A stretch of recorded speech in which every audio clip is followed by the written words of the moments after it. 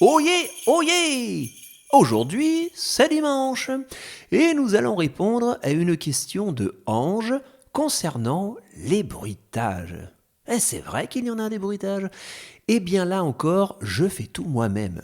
À chaque explosion, c'est un bâtiment entier que je dois détruire et je ne vous cache pas que le budget de chaque histoire devient de plus en plus colossal. Non, je rigole bien entendu. J'ai une bibliothèque de sons que j'ai achetée un jour et qui me permet de placer des sons quand je le veux. Parfois, quand vous entendez un petit bruit tout bête, comme une porte qui s'ouvre et se ferme, c'est en réalité un mélange de plein de petits bruits. Et avec tous ces bruits et les voix, je monte les histoires. Je rajoute aussi de l'écho ou de la réverb selon les lieux.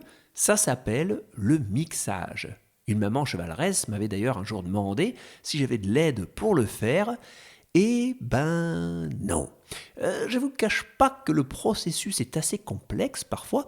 Il faut savoir que lorsque j'enregistre, je fais les prises de son de chaque voix les unes après les autres pour ne pas perdre la façon de parler de chaque personnage. Alors une fois terminé, j'ai de grandes bandes de monologues à découper et à organiser. Ensuite, il faut rythmer les dialogues, les bruits, les musiques, régler les volumes. C'est un travail assez important, mais c'est ce qui donnera l'aspect pièce de théâtre aux histoires, alors j'aime bien m'appliquer pour le faire. Et vous voulez un petit secret ?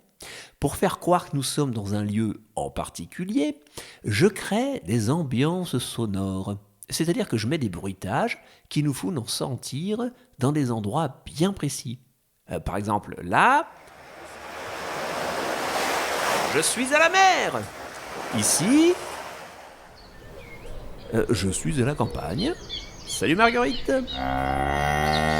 Là, dans le fond d'une grotte. Et là, dans une bibliothèque. Chut.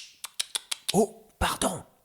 Voilà, c'est tout pour aujourd'hui. Rendez-vous demain pour d'autres informations.